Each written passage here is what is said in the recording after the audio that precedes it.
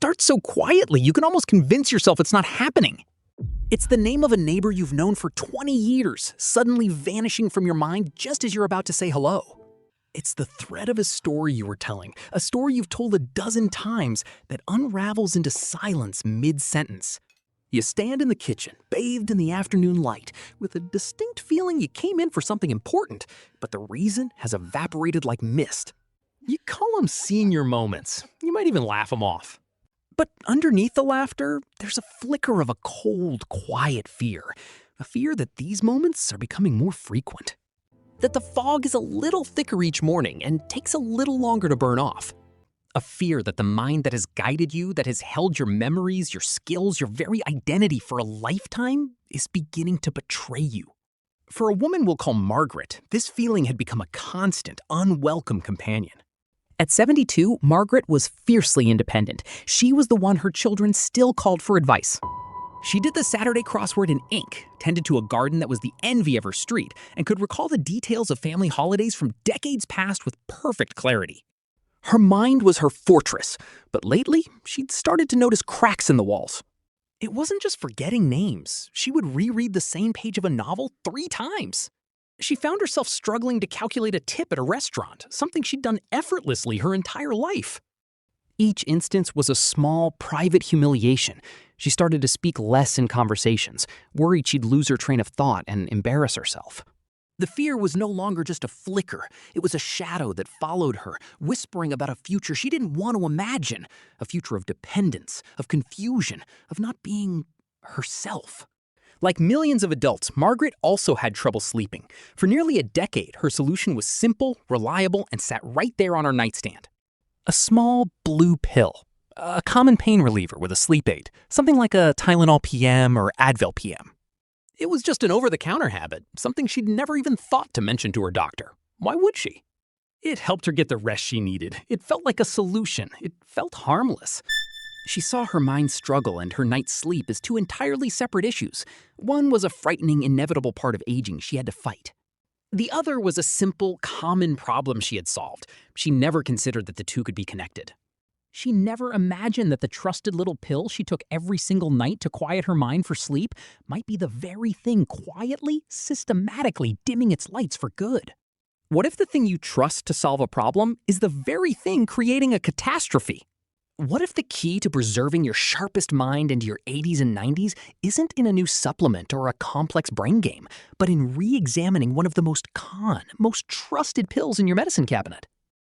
Margaret's story isn't an isolated case. It's a quiet story playing out in millions of homes every single night.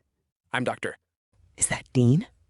I'm a physician, and for my entire career, I've focused on one of the most important and often neglected questions in modern medicine. How do we navigate our health after the age of 60? This channel, Keystone Health, exists for a single focused purpose: to be your advocate in a medical system that is brilliant at extending our lifespans, but often struggles to preserve the quality of that life. Our mission here isn't about adding more prescriptions or more procedures. It's about giving you the evidence and the clarity you need to make informed decisions, the kind of decisions that protect your independence, your energy, and the sharpness of your mind for years to come. I've sat with thousands of patients just like Margaret. They are intelligent, proactive people who feel that something is changing, but their concerns are often dismissed as just a normal part of getting older. They are told to accept a new normal of brain fog, fatigue, and forgetfulness. My fundamental belief and the foundation of this channel is that you should never have to accept a diminished life as inevitable. We are here to question those assumptions, to look at the hard evidence, and to empower you with the knowledge to not just live longer, but to live well. This means we must be willing to look critically at things we take for granted, especially the things we assume are completely safe. The world of over-the-counter medicine is built on an illusion of absolute security. We see these products on brightly lit pharmacy shelves, we've heard the brand names for decades, and we internalize the message that if you can buy it without a prescription, it must be benign. We tell ourselves that if it were truly dangerous, surely someone would have warned us. That belief is understandable, it's logical, and in the case of the specific ingredient we are discussing today, it is profoundly, dangerously wrong. What I am about to share with you is not a fringe theory. It is based on landmark scientific studies and the official guidelines from leading geriatric societies. It is a truth that has been hiding in plain sight for years, a truth that implicates one of the most trusted and widely used medications in the world as a silent contributor to cognitive decline and dementia. So here is the core thesis of this entire video, and I want to state it as clearly as possible. The chronic, routine use of common over-the-counter sleep aids and allergy pills containing a specific class of ingredient is one of the most significant, under-recognized, and modifiable risk factors for cognitive decline and dementia in adults over 60. Let me repeat that. The very pill you might be taking for a better night's sleep could be directly compromising your brain's long-term health. This isn't a secret held by pharmaceutical companies. It's not a conspiracy. It's something far more common in medicine. It's a risk that gets lost in translation between the research lab and the busy doctor's office. It gets overlooked because the harm isn't immediate. It doesn't show up on a blood test the next day. It's a slow, quiet, cumulative effect, a gradual erosion of cognitive function that is tragically and almost universally mistaken for normal aging. The reason this gets missed is because the risk-to-benefit calculation for these medications changes profoundly as we age, but our perception of them doesn't. A pill that might be appropriate for a 40-year-old suffering from a bad case of hives becomes a completely different proposition for a 75-year-old using it nightly to fall asleep. The body's different. The brain is different. The cumulative exposure is different. And yet, the pill on the shelf remains the same, whispering the same promise of harmless, easy relief. This is the kind of information that often falls through the cracks. Your specialist is focused on their area of expertise. Your primary care doctor is managing a dozen other issues in a 15-minute appointment. Almost no one is stepping back to connect the dots between that harmless sleep aid and the subtle, creeping brain fog you've started to notice. They aren't connecting it because the system isn't built to look for these slow, insidious cascades, but we are. Our entire purpose here is to look at your health through that longevity lens, to connect those dots. So how exactly does this happen? How can a simple, trusted pill for allergies or sleeplessness have such a profound impact on the most complex organ in our body? So here is our roadmap. Our goal is not to create fear, but to build understanding and empower you with a plan. First, we will dive into the landmark science that expose this connection. We'll look at the specific studies, not with dense academic language, but by translating their findings into what they mean for your real life. Second, we're going to name names. I'll identify the exact ingredient at the heart of this issue and list the common brand name sleep aids and allergy pills that contain it. You will know precisely what to look for on the label. Third, we'll explore the biological mechanism. You'll understand exactly how these drugs interfere with your brain's chemistry and the crucial neurotransmitter responsible for memory and learning.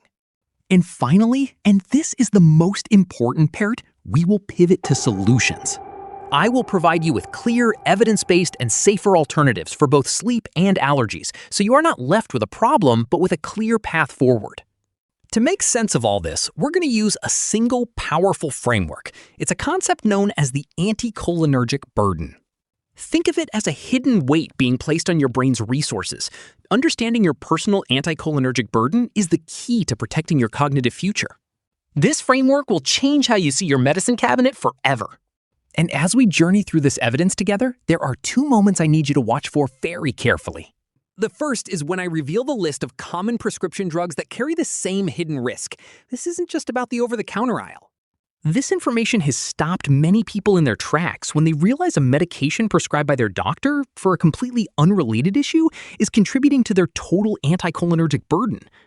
It's a crucial piece of the puzzle. But there's a second, even more fundamental point we'll cover. And it's this. I'm going to explain the simple biological reason why our brains become so much more vulnerable to these drugs as we get older. There is a specific change that happens in our physiology that allows these chemicals to have a much more powerful and potentially damaging effect. It's a change that happens to all of us, yet it's a warning that is almost never given. Understanding this is key to understanding why this risk escalates so dramatically after 60. These two pieces of information are critical. And to really understand how many people this affects, I want to take a moment to connect with the community watching right now. So before we dive into the science, I have a very simple question. Have you or has someone you care for ever found yourself relying on an over-the-counter pill for sleep or allergies for more than, say, a few weeks at a time? You don't need to share any personal details. A simple yes in the comments below is all it takes. I ask this for a very specific reason. When we're facing a health concern alone, it can feel like a personal failing. But when you scroll through the comments and see hundreds, maybe thousands of others who have done the exact same thing, reached for a simple pill for a good night's rest, it changes the perspective. It proves that this isn't about any one person's choice. It's about a common solution presented to us for a very common problem.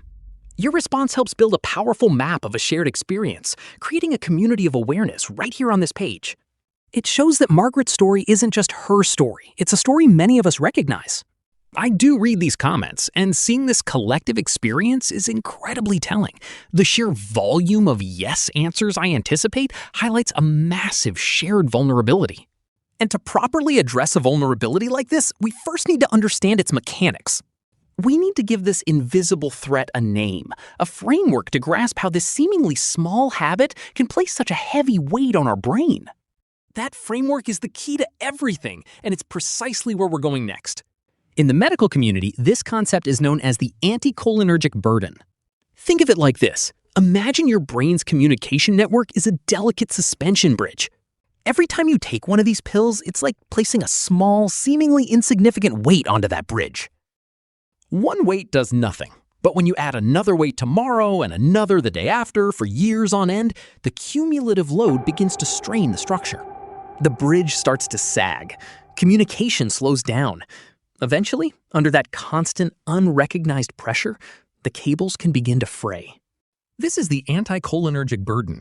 It's not about the danger of a single dose, it's about the total weight your brain has been asked to carry over months, years, and even decades.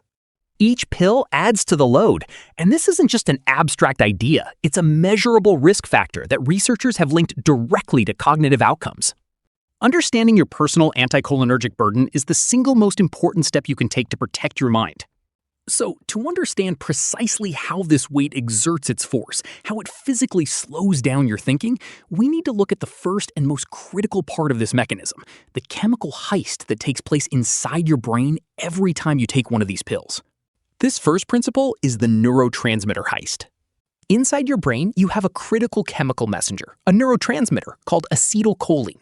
You can think of it as the chief librarian for the vast library of your mind. Acetylcholine's job is to manage the constant flow of information. It helps you form new memories, focus your attention on a task, and retrieve information you've already stored.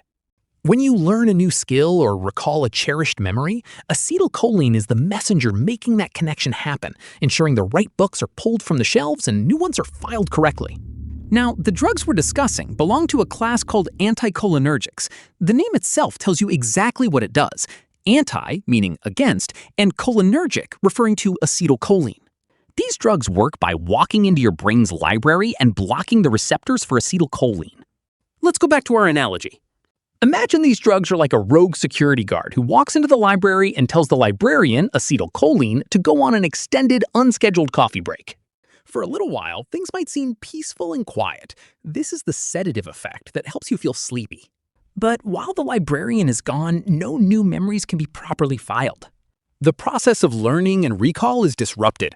Communication between the different sections of the library becomes sluggish and inefficient. If this happens once in a while, the librarian eventually comes back and the system recovers. But if you send the librarian away every single night for years, the library starts to fall into a state of chronic disorganization. This is the brain fog you feel the next day. And over the long term, this constant disruption, this nightly heist of your most important neurotransmitter, is what contributes to the increased risk of permanent cognitive decline. This chemical heist is profoundly damaging on its own. But there's a second, age-related factor that essentially props the library's front doors wide open, allowing these disruptive agents to flood in more easily and in greater numbers than ever before. It's a vulnerability that dramatically amplifies this entire process as we get older. This second principle is the leaky barrier. Think of your brain as being protected by a highly sophisticated security system called the blood-brain barrier. It's a dense network of cells that acts as a gatekeeper, carefully controlling what can pass from your bloodstream into your brain's delicate environment. In a young, healthy person, this barrier is tight and highly selective. It keeps out toxins, pathogens, and many drugs, while allowing essential nutrients to pass through. However, a fundamental change happens as we age. This security gate, this barrier, naturally becomes more permeable, a little bit leakier. The tight junctions between the cells can loosen, making the barrier less effective at its job. It's a normal part of the aging process, but one with profound consequences for medication use. This is the critical vulnerability. It means that for a 70-year-old, the same dose of a drug like diphenhydramine doesn't behave the same way it does in a 40-year-old. A much higher concentration of these mind-altering chemicals can now slip past the aging security gate and gain direct access to your brain's control center. The same pill that caused mild drowsiness in your younger years can now have a much more potent, concentrated, and disorienting effect on your cognition. So now we have two dangerous forces at play: a drug that actively sabotages your memory neurotransmitter and an aging brain that is more exposed to that sabotage than ever before. When these two realities collide night after night, it doesn't just create temporary brain fog. It can trigger a devastating chain reaction, a downward spiral where the attempted solution makes the underlying problem catastrophically worse. This brings us to the third and most insidious principle of the anticholinergic burden. It's where the chemical heist and the leaky barrier combine to create a dangerous feedback loop. We call it the cognitive cascade. It begins subtly. You take one of these pills for sleep. Because of the leaky barrier, a higher dose hits your brain. Because of the neurotransmitter heist, your acetylcholine is blocked. The next day, you feel that familiar brain fog. You have a few of those frustrating senior moments. You misplace your keys, you forget an appointment. On its own, this is just an annoyance, but for an older adult, it's rarely interpreted that way. Instead, a new corrosive thought enters the mind. Am I losing it? Is my memory starting to go? This thought creates anxiety. And what is one of the greatest enemies of natural, restful sleep? Anxiety.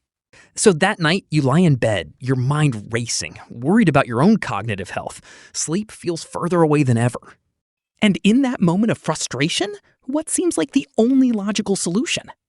The very pill you took the night before. You reach for it because now you feel you need it more than ever to quiet the new anxiety that its side effects helped create. This is the cognitive cascade. It's a devastating downward spiral where the attempted solution becomes the fuel for the problem. Each dose worsens the brain fog, which increases the anxiety about memory loss, which deepens the dependence on the pill for sleep. The user becomes trapped, convinced their mind is failing them due to age, never suspecting that the remedy on their nightstand is an active saboteur in the process. It's a perfect self-perpetuating cycle of harm hiding behind the mask of a helpful aid. The pill presents itself as the hero that delivers sleep, while quietly creating the very conditions that make natural sleep impossible. It digs the hole deeper, then sells you the shovel. And this entire destructive cascade is often set in motion by a single, seemingly innocent decision made in the pharmacy aisle. It's triggered by the very product we reach for, the one that promises a quiet night, but instead delivers this silent chaos. So let's finally pull back the curtain and name it. Let's talk about the harmless sleep aid. The ingredient at the heart of this is diphenhydramine. It's the active component in so many familiar boxes on the pharmacy shelf: Tylenol PM, Advil PM, Z-Quil, Somanex.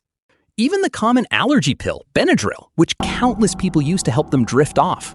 And let's be perfectly clear. These medications often work. They can be incredibly effective at inducing sleep, especially when your mind refuses to quiet down. This is the anti-hero of our story. It solves an immediate, frustrating problem. The desire for a full night of restorative sleep is one of the most fundamental human needs. It's not a luxury. When you've been tossing and turning for hours, reaching for something that promises relief is a completely understandable response. No one should be faulted for that choice. But this is the silent transaction that takes place. You are trading short-term rest for a potential long-term cognitive cost. You are solving tonight's problem by unknowingly contributing to the anticholinergic burden that can shadow your future. This is the exact invisible bargain that Margaret was making night after night for almost a decade. She thought she was just buying sleep. But the price was being deducted, bit by bit, from her own precious memories. And this is exactly where we find Margaret again. For her, this wasn't a hypothetical trade-off. It was the lived reality of her last 10 years. The cognitive fog, the frustrating memory lapses, the growing anxiety, it had all become the backdrop of her life. She was fighting a battle against what she believed was the inevitable decline of her own mind, never realizing she was inadvertently taking a weapon to that fight that belonged to the other side. The turning point didn't come from a doctor's visit. It came from her daughter Sarah, who, during a long phone call, heard the exhaustion and fear in her mother's voice as she recounted another day of feeling lost in her own home. Sarah saw her vibrant, sharp-witted mother becoming hesitant and withdrawn. Unwilling to accept this as inevitable, she did what so many of us do when we feel helpless. She started searching. Late one night, she wasn't looking for sleep aids. She was researching the early signs of cognitive decline. But her search terms, brain fog in 70s, sudden memory problems, confusion, led her down a rabbit hole of articles that kept mentioning a strange word, anticholinergic. She saw the list of medications, and her heart sank when she saw diphenhydramine. She immediately pictured the blue and white box of Tylenol PM on her mother's nightstand, a permanent fixture for as long as she could remember. The next day, she went to her mother's house, armed with printouts of the research. Margaret was skeptical at first, almost defensive. "Sarah, it's just Tylenol PM. It helps me sleep. I've been taking it for years. It's perfectly safe." It was the exact logic we see repeated millions of times. It's common, so it must be safe. But Sarah was persistent. She suggested they just talk to the pharmacist, someone they both knew and trusted at the local drugstore. And in that quiet, confidential conversation over the counter, the pharmacist looked at the box, listened to Margaret's story of nightly use for years, and nodded with a serious, knowing expression. He confirmed everything. He explained in simple terms how it could affect memory and cognition in older adults, and why it was only meant for occasional, short-term use. For Margaret, that moment was like a key turning in a lock she didn't even know existed. Standing there in the pharmacy aisle, the truth landed. It wasn't just shock she felt. It was a profound, earth-shaking wave of relief. The narrative she had been telling herself, the terrifying story of her own mind failing, of an inevitable slide into dementia, was suddenly thrown into question. For the first time in years, a new possibility emerged. What if she wasn't broken? What if she had been, in a way, unknowingly poisoned? The fog she was experiencing might not be the irreversible twilight of her life, but a treatable side effect. Her failing mind wasn't a verdict, it was a symptom. The relief was so immense it brought tears to her eyes. That afternoon, she and her daughter went home, and Margaret made a decision. She put the box of pills in a drawer. She knew the next few nights might be difficult, but for the first time, she felt she was fighting for her mind, not just surrendering to its decline. Margaret's story is a powerful testament to the impact of this knowledge, but I know what some of you might be thinking. It's just one story, an anecdote. To truly trust this connection, to make decisions that could alter the course of your own health, we need more than one person's experience. We need to see the large-scale, rigorous scientific evidence. We need to look at the official guidelines that have been published by the world's leading experts on aging, and that is precisely where we are going now. The scientific community's understanding of this risk took a massive leap forward in 2015, with a landmark study published in one of the most respected medical journals in the world, JAMA Internal Medicine. This wasn't a small, inconclusive trial. Researchers followed nearly 3,500 adults, aged 65 and older, for over 7 years. They meticulously tracked their medication use and their cognitive health over time. Their findings were a watershed moment, providing the strongest evidence to date of a direct, dose-dependent link between the long-term use of these anticholinergic drugs and an increased risk of developing dementia. This research doesn't exist in a vacuum. It forms the backbone of official clinical guidelines. In the United States, the American Geriatric Society, the foremost organization of doctors specializing in the care of older adults, publishes a critical document called the Beers Criteria. Think of it as the gold standard list of medications that are potentially inappropriate for older people. And strong anticholinergics like diphenhydramine are featured prominently on that list, specifically because of their risk to cognitive function. This isn't just an American concern either. Similar warnings and guidelines are echoed by healthcare bodies around the world, from the UK's National Institute for Health and Care Excellence, known as NICE, to advisories referenced by geriatric specialists in Canada and Australia. The expert consensus is clear and has been for years. The tragedy is that this expert consensus has not translated into public awareness. These studies and guidelines exist, yet the products remain on our shelves, marketed as simple, safe solutions. But these warnings aren't based on vague possibilities. They are based on specific, calculated risks. And when you see the actual numbers that came out of that JAMA study, the precise increase in dementia risk they discovered for long-term users, the true gravity of the situation becomes impossible to ignore. So what did that landmark JAMA study actually find? The numbers are not subtle. They are stark, and they demand our attention. The researchers discovered that individuals taking a strong anticholinergic like diphenhydramine on a daily basis for more than 3 years had a 54% higher risk of developing dementia compared to those who used none. Let's pause and absorb that. 54%. In the world of medical research, a link that strong is a 5-alarm fire. This is not a minor statistical fluctuation. To make that number less abstract, think of it this way. For every 2 people in a similar age group who might have developed dementia over the course of the study, this long-term medication use is associated with a third person joining them. A third person whose cognitive fate may have been tipped by a pill they believed was harmless. It's a thumb on the scale, pressing down on your cognitive future, night after night. Now, as a scientist, I must be precise. This study demonstrates a powerful correlation, not a definitive cause and effect relationship in every individual. We can't say that taking the pill causes dementia in the same way we can say a virus causes an infection. But when you have a statistical link this strong and you combine it with the clear biological mechanism we've already discussed, the blocking of acetylcholine and the reality of the leaky blood-brain barrier, the connection becomes deeply, profoundly concerning. It's not just smoke, it's smoke pouring from a building where we know there is flammable material.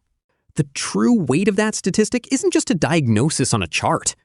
It's the potential loss of everything we hold dear: our independence, our stories, our ability to recognize the faces of our children and grandchildren. That is the human cost of a 54% increase in risk. This evidence is serious, and it's natural to feel alarmed, especially if you recognize your own habits in this story. But I want to be absolutely clear. Our purpose here is not to leave you with fear. It is to equip you with a plan. Because the single most powerful thing about this risk factor is that unlike genetics or other aspects of aging, this one is very often within your power to change. So what do you do instead? How do you get the restorative sleep you desperately need without accepting this cognitive risk?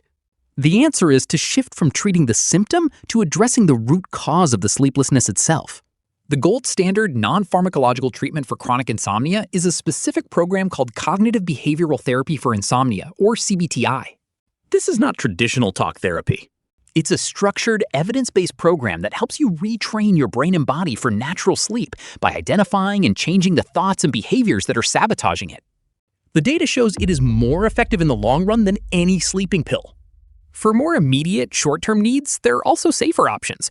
Low-dose melatonin, taken at the right time, can help regulate your sleep-wake cycle. More powerful, however, are the fundamental principles of what we call sleep hygiene, maintaining a consistent sleep schedule, creating a cool, dark, and quiet environment, and avoiding stimulants like caffeine late in the day. These are not magic bullets. They are skills. They require practice and consistency, but they empower you to regain control over your own sleep, rather than borrowing it from a pill that exacts a silent, heavy price. These strategies are incredibly powerful for reclaiming your nights. But sleep is only half of this story. The very same ingredient, diphenhydramine, is the star player in another part of the pharmacy aisle, the one for allergies.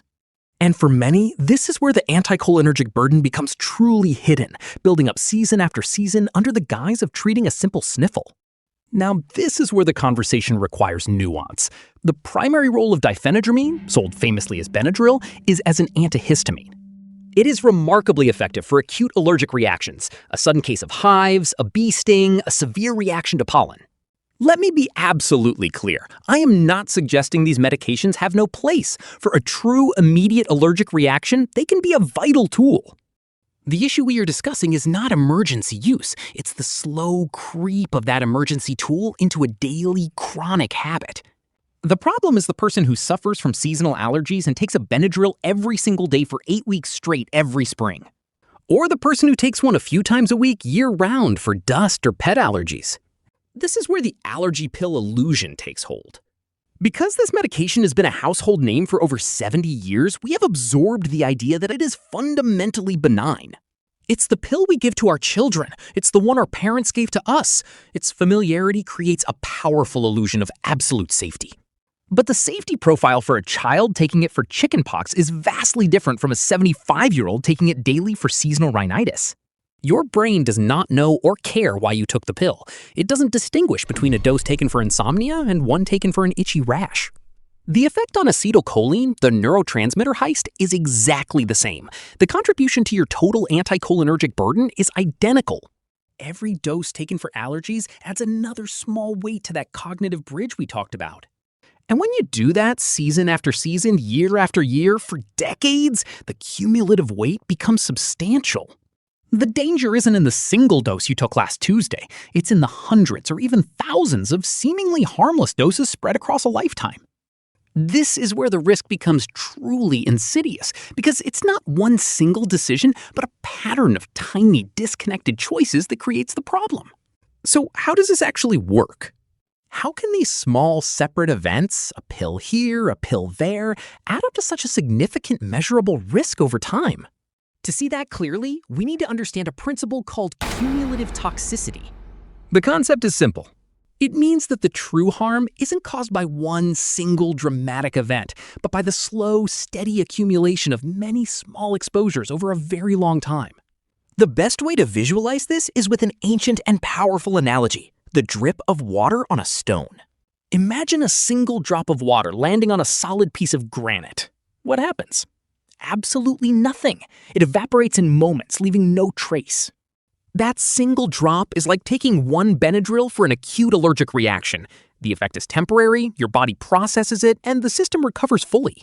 But what happens if a drop of water lands on that exact same spot every minute of every hour of every day for 40 years? We all know the answer. That relentless, gentle pressure will eventually wear a visible depression and then a hole right through the solid rock. The power was never in any single drop. It was in their persistence. It was in their accumulation. Each dose of an anticholinergic pill is a single drop of water on the stone of your cognitive health. One pill does nothing you can measure long-term. A few weeks of pills for seasonal allergies might leave a temporary feeling of fogginess, a damp spot on the stone that dries out once the season passes. But when you repeat that pattern, season after season, for 20, 30, or 40 years, those drips begin to steadily erode your cognitive reserve. That is cumulative toxicity in action. This is the very essence of the anticholinergic burden. It reframes the entire question. The right question is not, is this one pill safe? The right question is, what is the total cumulative weight that all of these pills have placed on my brain over my entire lifetime? The danger isn't the single event, it's the pattern, it's the habit, it's the millions of drips that add up. And this isn't just a theoretical analogy. This slow, steady process of accumulation plays out in the real world with devastating quietness. It often goes completely unnoticed by both patients and their doctors for decades, until one day the damage finally becomes too significant to ignore. This exact process is perfectly illustrated by the story of a man we'll call Richard. Richard was the kind of man who could build anything. For 50 years, his garage was a sanctuary of sawdust and precision, where he turned rough timber into beautiful, handcrafted furniture. His mind was his most essential tool, capable of holding complex, multi-step plans in perfect order. Richard also had severe seasonal allergies. Every spring, as the pollen count began to rise, he would begin his other ritual, a daily dose of Benadryl. It was the only thing that stopped the itching eyes and constant sneezing, allowing him to work in his garage with the doors wide open. He did this every year for about 2 months for over 40 years. It was a simple, effective solution to a seasonal nuisance. By the time he was 78, his family noticed a change. The man who could once visualize a finished table from a raw plank of wood now struggled to follow a simple recipe. He would stand in his workshop, looking at his tools as if he'd forgotten their purpose. He became quieter, more hesitant, and a deep frustration seemed to settle over him. His wife finally convinced him to see a neurologist. After a series of cognitive tests and brain scans, the doctor delivered the diagnosis: mild cognitive impairment. The doctor was kind and thorough. They discussed genetics, lifestyle, and the unpredictable nature of brain aging. Richard was put on a new medication and given pamphlets on brain exercises. In all those consultations with all those specialists, not a single person asked him about his seasonal allergy medication habit. 40 years of daily diphenhydramine use for 2 months every year, thousands of individual doses, was a variable that was never once placed on the scales. It was invisible. Richard's family accepted the diagnosis as a cruel turn of fate, an unavoidable part of his aging story. They never knew that there was another, entirely plausible narrative. A narrative in which the thousands of drips from his allergy pills had slowly, quietly eroded the very cognitive functions he treasured most. The tragedy of Richard's story isn't just his cognitive decline, it's that no one in his medical team ever connected the dots. The link was hiding in plain sight, in a pattern of use so common and so normalized that it was never even considered a risk. His story is the perfect, quiet illustration of how this cumulative burden can build up, drip by drip, completely under the radar of a medical system that is looking for a single dramatic cause and often misses the slow, persistent pattern. I want to pause here for a moment. We've covered a lot of ground, from the neurotransmitter heist to this idea of cumulative toxicity. And I need to know if this is landing with you. If this framework is giving you a new lens to look at these common medications, just take a second and type the number 1 in the comments below. It's a simple signal that lets me know we're on the right track together and that this information is providing real value. Because it's crucial that we have this foundation firmly in place. So far, we've stayed in the sleep and allergy aisle of the pharmacy. We've talked about the choices we make for ourselves. But remember what I mentioned at the very beginning? This risk isn't limited to what you can buy over the counter. The exact same chemical class, the same anticholinergic mechanism, is hiding in plain sight within some of the most common prescription drugs given to older adults. This is the part of the story almost no one is talking about, and it's where the danger can multiply without you ever realizing it. All right, this is the moment I asked you to watch for at the beginning of our discussion. The anticholinergic burden isn't just built from sleep aids and allergy pills. This same chemical mechanism is a hidden side effect in a wide range of common prescription medications. These are drugs that, on the surface, have absolutely nothing to do with sleep, allergies, or cognition, which is precisely why the connection is so frequently missed. We're talking about certain older tricyclic antidepressants, like amitriptyline, sometimes prescribed for nerve pain. We're talking about some of the most common drugs for overactive bladder, like oxybutynin. Even medications for vertigo, such as meclizine or certain muscle relaxants, carry a significant anticholinergic load. This is where the risk becomes truly insidious and multiplies. A person might be getting one of these from their urologist and another from their psychiatrist. Each doctor is focused on solving a specific problem, acting in good faith. But often, no one is stepping back to add up the score, to calculate the total weight being placed on the brain. The right hand simply doesn't know what the left hand is prescribing. You might assume this is a relatively rare overlap, a bit of bad luck, that the odds of someone being on multiple anticholinergic drugs by chance are quite low. But the reality of just how widespread this problem is frankly staggering. The actual statistics paint a picture of a silent epidemic hiding within our prescription data. Recent analyses of prescription data reveal that more than 1 in 5 adults over the age of 65 are regularly prescribed at least one medication with strong anticholinergic effects. Let that sink in. 1 in every 5 people. To make that number real, picture a small gathering of 10 of your friends or neighbors. According to the data, at least 2 of them are likely walking around with a prescription that is actively adding to their anticholinergic burden, and there is a very high chance that neither they nor their doctor have connected it to their cognitive health. This is the silent danger of what we call polypharmacy, the completely normal modern reality of seeing multiple specialists for different health issues. You see a urologist who prescribes oxybutynin for an overactive bladder. You see a psychiatrist who prescribes amitriptyline for nerve pain.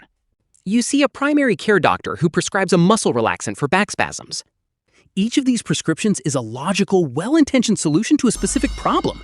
Each doctor is doing their job correctly within their own specialty.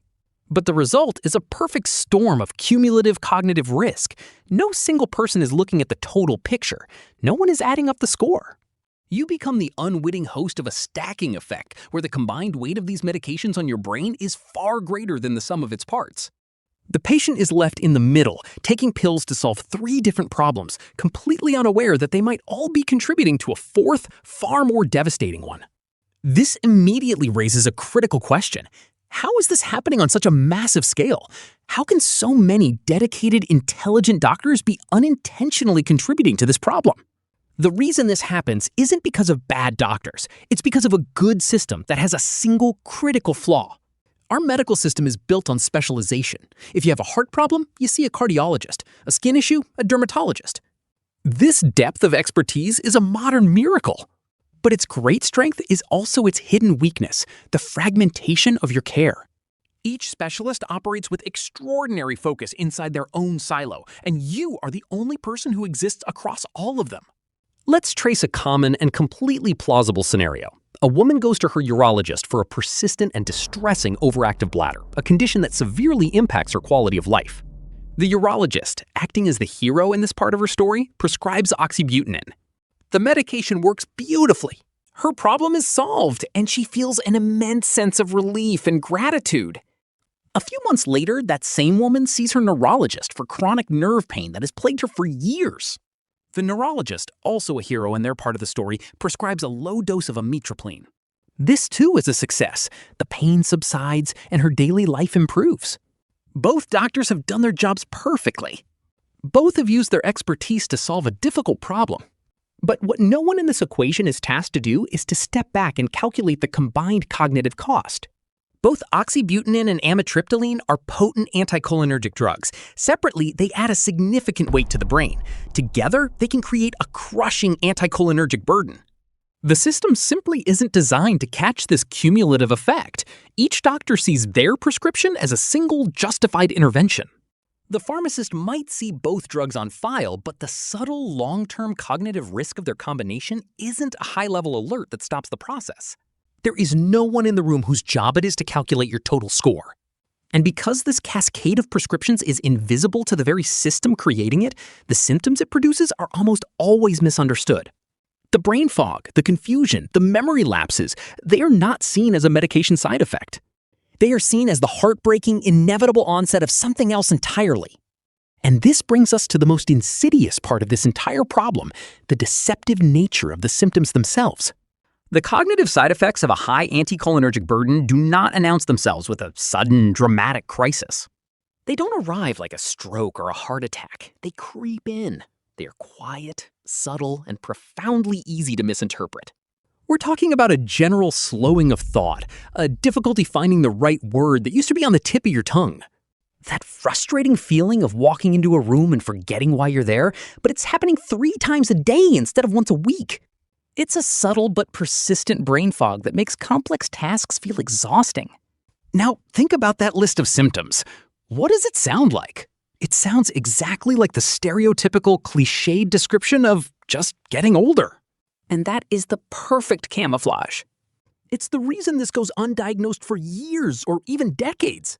The patient experiences these changes and thinks, well, I'm 75. I guess this is just what happens. Their family sees it and thinks the same thing. And very often, their doctor, seeing no other obvious cause, will agree. The symptoms are dismissed as an inevitable, untreatable consequence of aging. The fear of losing your mind, of cognitive decline, is one of the most profound and valid fears we face as we grow older. It touches the very core of our identity. And that's what makes the situation so uniquely cruel. The side effects of these medications are a perfect imitation of the very thing we fear most. They create a convincing illusion of inevitable decline. But I am here to tell you to question that assumption. To empower you to look at those moments of forgetfulness not as a final verdict, but as a potential clue. What if that increasing brain fog isn't an irreversible part of your biology? What if it's a side effect of a pill in your medicine cabinet? Seeing it through this lens changes everything. It transforms you from a passive victim of aging into an active detective in your own health story. But when this connection isn't made, a dangerous cycle begins. A person feels anxious about their memory lapses. That anxiety disrupts their sleep. And in their search for a solution to that sleeplessness, they often reach for a remedy that only accelerates the problem, creating a terrible, self-perpetuating irony. Let's walk through this cycle, because seeing it clearly is the first step to breaking it. It starts with that quiet fear about your memory. You experience a few more of those senior moments, and a seed of anxiety is planted. That anxiety, as we all know, is a thief of sleep. So you lie awake at night, your mind racing, worrying about your own cognitive health. Frustrated, you reach for a trusted sleep aid, something with diphenhydramine, to finally get some rest. But that pill, as we now understand, carries out its neurotransmitter heist, blocking the acetylcholine that is essential for memory function. The next day, you wake up feeling the effects. The brain fog is a little thicker, the words are a little harder to find. And what is the natural human response to feeling even more forgetful? Your anxiety skyrockets. The fear is no longer just a seed, it's a growing dread. It's happening, you think. My mind really is failing me. This amplified anxiety makes natural sleep even more impossible. The next night, you feel you have no choice but to take the pill again. You feel you need it more than ever. This is the trap. The pill presents itself as the solution to sleeplessness, but it's actively fueling the very anxiety that causes it. It's a self-perpetuating cycle of cognitive and emotional distress, where the medicine and the malady become indistinguishable. Each dose digs the hole a little deeper while convincing you it's the only tool you have to climb out. It is a vicious downward spiral that can steal years of mental clarity. And it proves with devastating certainty that this is a problem you cannot medicate your way out of. The answer isn't a better pill. The most powerful tool to break this cycle is not a different pill.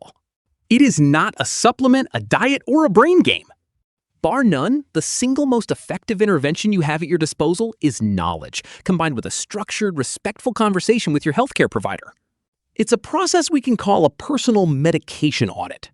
This isn't about confrontation, it's about collaboration. It's about shifting your role from a passive recipient of prescriptions to an active, empowered partner in your own long-term health.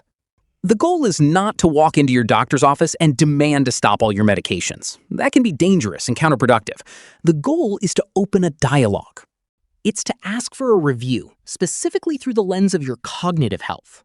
The objective is to explore the possibility of de-prescribing, safely reducing or stopping a medication that may be causing more harm than good, or switching to safer alternatives that don't carry the same anticholinergic weight. And this process works. Studies have shown that dedicated medication reviews, particularly those led by a pharmacist in collaboration with your doctor, can reduce the number of potentially inappropriate prescriptions for older adults by over 50%. It is a profoundly effective strategy that is unfortunately vastly underutilized. So what does this look like in practice? It's a simple three-step process. First, you create an exhaustive list of every single thing you take, every prescription from every doctor, every over-the-counter pill, every vitamin and supplement. Second, you schedule an appointment with your primary care doctor or your pharmacist for the sole purpose of reviewing this list. Don't try to tack this onto a visit for a sore throat. It deserves its own dedicated time. Third, and most importantly, you go into that meeting with a clear, non-confrontational opening line. You bring your list and you say the words, "I've been learning about the concept of anticholinergic burden, and I'm concerned about my total cognitive risk. Could we review my full medication list together to see if there are any safer alternatives we could consider?" This simple, informed conversation can stop the cascade. It can reverse the brain fog and lift the cognitive weight that has been pressing down on you. But it also forces us to confront a deeper, more urgent question. So far, we have been talking about the symptoms, the fogginess and confusion caused by blocking a key neurotransmitter. But what happens after years of this cumulative burden? What if the damage is more than just functional? What if it's structural?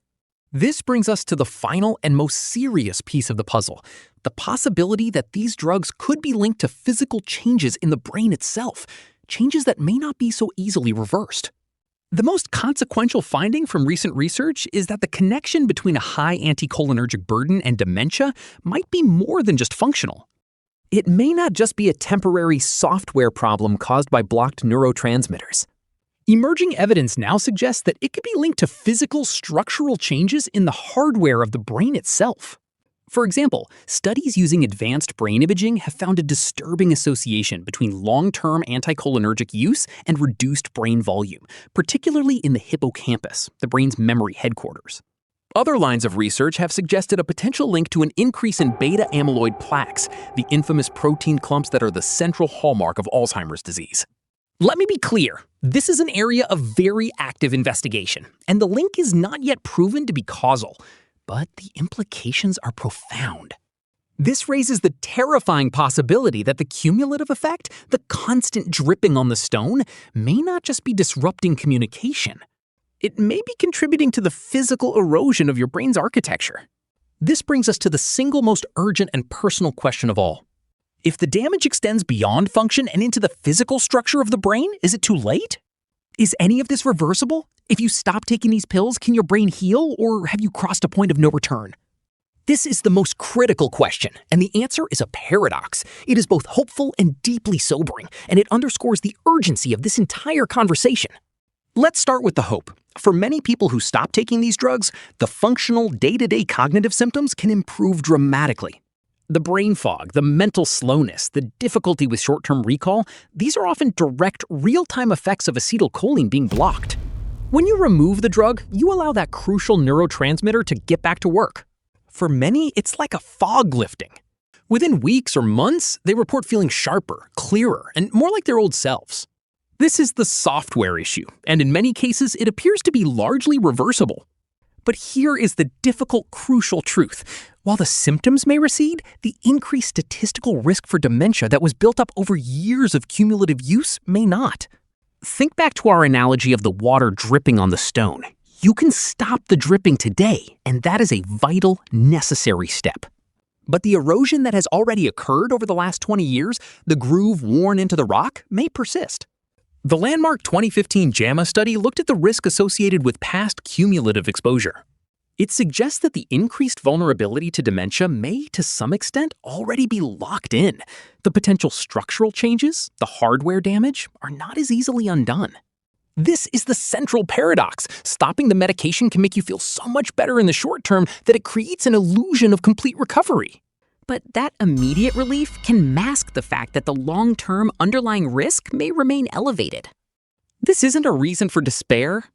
It is the single most powerful argument for urgent action.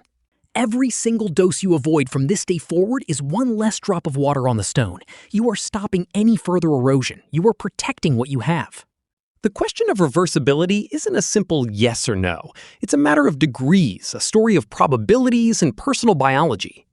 I could share a dozen more stories of individuals, some who felt a full recovery and others who didn't. But this isn't about their stories anymore. This is about the story you are writing for your own cognitive future, starting today. I could spend the next 10 minutes sharing more cases from my clinical practice. I could tell you about the retired engineer who thought his mind was failing him, only to discover it was the daily allergy pill he'd taken for 20 years. I could describe the profound relief of a grandmother who, after switching her medication, could once again remember the names of all her grandchildren without a moment's hesitation. But I'm making a conscious decision not to. To focus on another individual's story now would be to diminish the scale of what we are discussing. It would allow you to remain a spectator, watching a story about someone else. The evidence we have walked through today is an invitation to step out of the audience and into your own life. It closes the distance between theory and reality. It brings this issue out of the abstract world of medical studies and places it directly onto your nightstand, into your medicine cabinet. This is no longer a topic to be observed. It is a question that you must now answer for yourself. It is a personal inventory that needs to be taken. And a question of this magnitude, with stakes this high, the clarity of your thoughts, the richness of your memories, the very core of your independence, doesn't need another cautionary tale. It demands a tool. It requires a clear, reliable process to assess your own situation and to take decisive, protective action. The goal now is not just awareness, it is empowerment. It's time to move from understanding the problem to implementing the solution. So I have taken all of this research, all of these principles, and I have distilled them into a simple step-by-step framework. So let's put that tool directly into your hands. I promised you a clear, actionable plan to protect your cognitive future, and that is precisely what I am going to deliver right now. This is not a vague list of ideas. It is a specific, proven framework for having one of the most important conversations you can have about your long-term health, the one with your doctor or pharmacist. This framework is designed to do one thing, to shift you from being a passive patient to an empowered, active partner in your own care. To achieve this, I have distilled all of this complex research into 5 simple, carefully crafted questions. We're going to call this the 5 empowering questions. These aren't just random queries. Each one is engineered to open a collaborative dialogue, not a confrontation. They respectfully signal to your healthcare provider that you are informed, you are concerned, and you are ready to work with them to find a better, safer path forward. This approach moves the focus from blame to shared problem solving. So I encourage you now to grab a pen and paper or open the Notes app on your phone. You will want to write these down, word for word. They are your script for taking back control of your health narrative. They will give you the precise language to navigate this conversation with confidence, ensuring your concerns are not just heard, but are addressed with the seriousness they deserve. Are you ready to build that partnership? Let's walk through them, one by one. All right, here is your script. Let's begin with the first question. Question 1.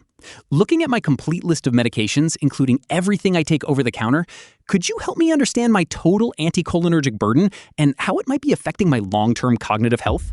This first question is your foundation. It accomplishes 3 critical things immediately. First, it shows that you are informed. Using the specific medical term anticholinergic burden signals to your doctor that you have done your research, and this isn't a concern based on a headline you glanced at. Second, it frames the conversation around your long-term health, not just a short-term symptom. This elevates the discussion from a simple medication check to a strategic review of your cognitive future. Third, by presenting a complete list of everything you take, you are giving them the full picture, perhaps for the first time, allowing them to connect dots they couldn't see before. This question isn't an accusation, it's an invitation to look at your health through a new, more comprehensive lens. Question 2. For each of these medications on my list, could we briefly review the original reason it was prescribed and confirm that it's still absolutely necessary for my quality of life today? This is the necessity audit. In our busy medical system, prescriptions are often started but rarely stopped. A medication prescribed a decade ago for a condition that has since resolved or could now be managed differently often remains on a patient's list out of sheer inertia. This question respectfully challenges that inertia. It prompts a thoughtful reevaluation of every single pill. It asks, is this still doing a job that needs to be done? This process can be incredibly revealing. You may discover that a medication you've taken for years is no longer serving a critical purpose and is now contributing only to your cognitive risk. It's a form of medical housekeeping that is essential for long-term health, yet rarely performed unless you, the patient, specifically ask for it. Question 3. If we identify a medication with a high anticholinergic effect, are there any safer non-anticholinergic alternatives we could consider? I'm very open to exploring other options, including lifestyle changes or different classes of medication. This is the solutions-focused question. It is absolutely crucial because it positions you as a proactive partner, not a difficult patient. You are not just saying no to a current treatment, you are actively saying yes to finding a better one. By explicitly mentioning your openness to non-drug options like lifestyle changes or physical therapy, you demonstrate a commitment to your own health that goes beyond just taking a pill. This gives your doctor more tools to work with. For many conditions, from insomnia to overactive bladder, newer and safer classes of drugs now exist that were not available when the original prescription was written. This question opens the door to that conversation, showing that your goal is to solve the underlying health problem in the safest way possible, and that you are willing to work with them to achieve that. Question 4. If we do decide to change or stop a medication, what would be a safe and gradual plan for de-prescribing it to minimize any potential withdrawal effects or other issues? This question is about demonstrating respect for medical expertise and a commitment to safety. It immediately diffuses any concern your doctor might have that you plan to go home and impulsively stop your medications on your own. The term de-prescribing is another key phrase that signals you understand this is a careful clinical process. It shows that you see your doctor as the expert guide who can help you navigate this change safely. This question reinforces the collaborative partnership. You're communicating that you trust their judgment on how to execute the plan, which makes them far more likely to agree to creating the plan in the first place. This is about building confidence and ensuring the transition is as smooth and successful as possible. And finally, question 5. As we make these changes, what specific cognitive or physical improvements should I be monitoring for at home? How can I best track these and report them back to you so we know our new plan is working? This final question closes the loop. It turns a one-time consultation into an ongoing collaborative project. It establishes a clear plan for monitoring and follow-up, which is essential for any medication change. By asking what you should be looking for, you're defining the metrics for success together. Will it be less brain fog, better word recall, improved sleep quality? This makes the outcome measurable, and by asking how you can best report back, you're confirming that you see this as a team effort. This isn't just about stopping a pill, it's about starting a new phase of care, one where you are actively tracking the results and working with your doctor to optimize your health. These 5 questions are your script. They are your structured, evidence-based pathway to a safer medication regimen. They are designed to be met with thoughtful consideration and professional respect. But I know the question that might be forming in your mind right now is, what if they're not? What if my doctor dismisses my concerns? Understanding how a good physician will respond and what a dismissive response truly signifies is the final critical piece of this puzzle. Now, it's completely natural to feel a little apprehensive about having this conversation. We are often conditioned to see our doctors as unquestionable authorities. But I want to be absolutely clear. A good physician, a true partner in your long-term health, will welcome these questions. They will see you not as a challenge, but as an engaged, informed individual who is taking a serious and responsible role in their own care. They will listen, they will review your list thoughtfully, and they will engage in a collaborative discussion. That is the hallmark of excellent modern medicine. However, if your concerns are met with a quick dismissal, if you hear phrases like, "Oh, don't worry about that," or your list is waved away without a serious look, I need you to recognize that for what it is. That is not a reflection on you or the validity of your questions. It is a red flag. It's a signal. It may indicate that your healthcare provider is not fully aligned with a proactive, preventative approach to cognitive health. It might mean they're more focused on treating immediate problems than on protecting your long-term health span. A dismissive response is not a reason for you to back down. It is a critical piece of data that tells you you may need a healthcare partner whose philosophy of care is better aligned with your own goals for a long and vibrant life. Because ultimately, this conversation about your anticholinergic burden is more than just a medication review. It's a test of a much deeper principle. It's a moment that reveals what we are truly asking of modern medicine as we live longer lives than any generation in human history. For the last century, the great project of healthcare was to extend lifespan, to add more years to our lives, and it has been a staggering success. But as we live into our 80s, 90s, and beyond, a new, more profound challenge has emerged. The goal is no longer just to extend the timeline of our life, but to protect the quality of the life lived within that time. We are moving from a focus on lifespan to a focus on health span, and most importantly, on what I call mind span. There is a critical difference between medicine that finds things and medicine that helps you live well. Medicine that finds things is focused on diagnostics, on numbers, on solving isolated problems. It's the kind of medicine that might prescribe a pill to solve your overactive bladder and consider the job done. But medicine that helps you live well asks a deeper question. What is the net effect of this treatment on the whole person? On their independence, their joy, their ability to think clearly and engage with the world? This is the very heart of the anticholinergic dilemma. These pills are a perfect product of a system focused on solving one problem at a time. But they can't exact a cost from the one thing that gives our life its texture and meaning, our mind. What's the point of an extra decade of life if we can't remember the stories that defined it?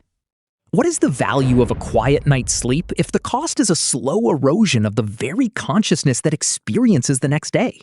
The ultimate goal for all of us is to arrive at the end of a long life with our memories intact. To be able to share our wisdom, to recognize the faces of our loved ones, to remain the author of our own story until the final chapter. Protecting this, the essence of who you are, is the next great frontier of medicine. It requires a partnership, a vigilance, and a willingness to question the default assumptions. It requires us to look at every pill, every procedure, not just through the lens of what problem it solves, but through the lens of what it protects. This philosophy is the bedrock of everything we do here at Keystone Health. It is a new standard of care that you have the right to demand. It's an approach that values your mind as much as your heart, and your independence as much as your blood pressure. It is a commitment to ensuring that your later years are not just a postscript, but a vibrant and meaningful part of your life's narrative. If this conversation today and this new way of looking at your health through the lens of your mind span has given you a sense of clarity and control, then I invite you to subscribe to Keystone Health. Our sole purpose is to serve as your advocate, providing the kind of deeply researched, evidence-based analysis you just saw to help you make informed decisions about your own health. We are committed to questioning the default assumptions and focusing on what truly matters, your quality of life. Every single week, we release a new video just like this one, dedicated to helping you navigate the complexities of medicine after 60. By subscribing, you're not just getting alerts for new videos, you are joining a community of thousands of people who believe in an intelligent, proactive approach to aging with vitality. You're ensuring you have a trusted resource to turn to, one that values your independence as much as you do. But this mission doesn't end with receiving information. It truly comes to life when that knowledge is put into practice and when the wisdom gained from that experience is shared. The 5 questions I shared are a powerful tool, but they are only a script. The real power is in the conversation they create. Many of you watching right now have already walked this path. You've sat in that doctor's office, taken a deep breath, and started this exact dialogue. And so I want to close by opening the floor to you, to the collective wisdom of this community. In the comments below, I invite you to share your story. If you have had this conversation with your doctor or pharmacist about your anticholinergic burden, how did it go? What was their reaction? What changes did you make? And what did you notice afterward? Your experience, whether it was met with understanding or resistance, is the single most valuable piece of information someone else might read today. The person who was feeling nervous, who was hesitating to make that call, might see your story and find the courage they need to take that first step. Your comment isn't just a story, it's a roadmap. It's a light on the path for the person walking just behind you. This is how we move from passive patients to active participants in our own health. It's how we create a community that learns from each other, supports each other, and empowers each other. Thank you for being a part of this vital conversation and for your commitment to a long life filled with clarity and health. After seeing how difficult this conversation can be, what specific phrase would you use to bring up your anticholinergic burden with your doctor? Tell me in the comments. I personally read and reply to every single one. This is just one hidden medical pattern. In our next video, we expose the prescription cascade, getting a new pill just to treat a side effect of another. Subscribe and hit the bell so you don't miss it, and share this with someone who needs this clarity.